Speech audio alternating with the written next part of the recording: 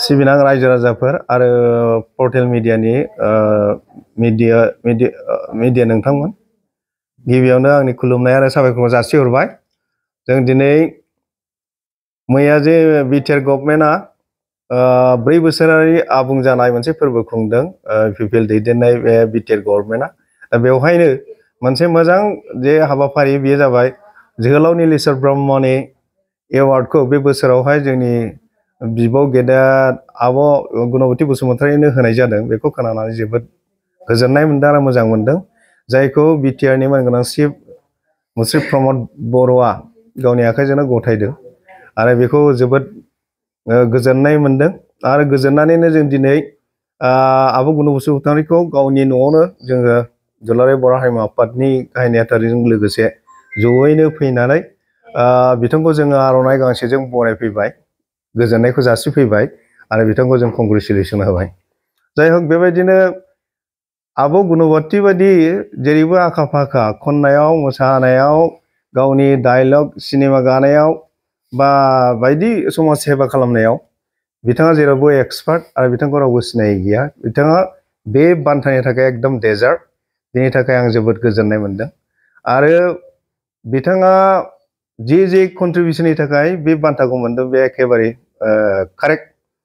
बिथाङा मेथाइ देंखो रोजाबो, खुगा मेथाइ रोजाबो आरो बर' आन्दलन जागायजेननायनिफ्राय बिथाङा समाज सेवा खालामबोदों आरो ड्रामा गाबोदों, थियेटार गादों आरो जात्रा गानबो गाबोदों आरो दिनैनि दिनावहाय सिनेमायाव बिथाङा एक्टर हिसाबै बहुद रल लादों आरो बिथांनि गावनि स्पन्सरावनो गोबां केसेटबो दिहुनदों, मेथाइबो रोजाबदों। जाय हक बेबायदि मानसिखौ जोङो सायख'नो रोंनाया जोबोद मोजां जादों। गतिके इयुनाव जोंनि बिटिसि गभर्नमेन्ट बा बिटिआर गभर्नमेन्टआ बेबायदि मोनसे थिक प्रसेसनि गेजेरजों फर्मेलिटिनि गेजेरजों जाहाथे बेबायदि जयग' बिजाथिखौ सायख'नानै जोंनि गेदेमा जोहोलाव नीलेश्वर ब्रह्मनि एवार्डखौ बा बान्थाखौ होनाय जायो बा जाथों बेखौनो आसा खालामो आरो बे बान्थाखौ आब' गुणवती बसुमतारिखौ होनो हानायनि थाखाय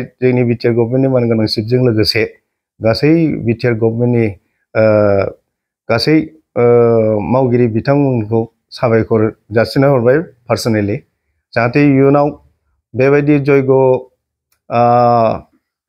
व्यक्तिखौ जाहाथे अरायबो सायख'नानै सिनियर बेसिसखौ नायनानै जाहाथे बेबायदि होबोयो आरो होबाय थालाङो बोसोरे बोसोरे बेखौनो आं आसा खालामो आरो आंनि गोजोननायजों जाहाथे बिथांनि कन्ट्रिबिउसनजों जोंनि दानि जाखांफुनाय हारिमु बिथिङाव गोसो गोनां मानसिफ्रा गोसो थुलुंगा मोनो आरो बे थुलुंगानायजों गावबागाव जिबनावहाय जाहाथे फारसे आवगायलांनो हाबाय थायो, देरहासार जायो आरो बिथांनि बे थुलुंगाखांनाया जाहाथे अराय थैनो रोङै मोनसे कन्ट्रिबिउसन बा थुलुंगानाय जानानै थानो हायो बेखौ आसा खालामो आरो बिथांनि जिउआ जाहाथे गोबाव जोरो, बिथाङा हारियाव गोबां कन्ट्रिबिउसन होनो हाबावथों बेखौनो आसा खालामनानै आङो इसोरनाव आरज गाबबाय आरो बेखिनिखौ बुंनानै आरो बिथां गुणवती बसुमतारी जाहाथे इयुनाव आरो बेबायदिनो बायदिसिना समाजनि खामानि मावनो हाबावो आरो बेखौ हाबावथों होननानै आसा खालामनानै आङो